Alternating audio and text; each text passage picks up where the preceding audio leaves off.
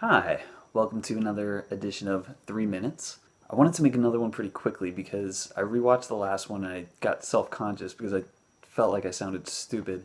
I felt like I sounded like I was saying, wow, it's so weird how things happen. And that's not exactly what I was planning on. I think part of it too is that I was wearing a beanie and a tank top and felt like I should have been hanging out in like an indie coffee shop or something. But regardless, on today's episode, we're going to talk about the good old days. And spoiler alert, they don't exist. I feel fairly confident in the fact that this idea of some simpler time when people were all nice and lived a carefree existence is actually just as much a fantasy as imagining a perfect future. It would be very, very easy to go back and look at all the terrible things that previous generations have perpetrated upon each other. But for some reason, everybody feels that their era was golden. And they like to look at today as some form of like Sodom and Gomorrah. But yeah, we see more crap now because we just see more in general, you know? But you hear that like, oh, millennials are lazy or teens are on Instagram too much. But you know what? It seems to me that the baby boomers and Generation X have taken us to a point where Donald Trump is a candidate for president of the United States, right? It's been all their shitty politicians that people have been rejecting and are now tired of. And Trump's voting demographic has actually been labeled as nostalgia voters who are longing for some idea of America that probably never actually existed the way they remember and was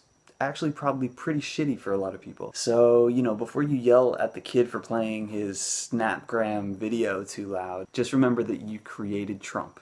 You created Trump. What do you have to say for yourself? The same goes for music. Everybody wants to put down current music, you know? Today's music is just poppy fluff with no substance. It's too overtly sexual. If The Weeknd sang the same lyrics that are in Squeezebox or Bieber saying the same nonsense as in I Am the Walrus, they would probably take some criticism. That doesn't mean that there isn't meaning in those songs or that The Who and the Beatles aren't two of the greatest bands of all time. There's amazing music being made now and there's crappy music being made now. That's been the case for every single generation ever. If you think the music of your youth was really as profound as you might remember, just go look at the lyrics for most of the pop hits of any era. It's usually pretty superficial stuff. And just today in sports, even T-Mac bit on this little phenomenon. He said that Steph Curry only won the MVP unanimously because the league is so watered down now. I love T-Mac, but bruh.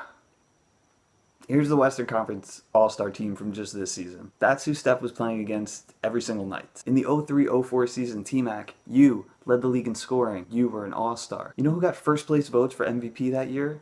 Jermaine O'Neal and Peja Stojakovic. First place. First place votes. Tell me shit's watered down now. Come on.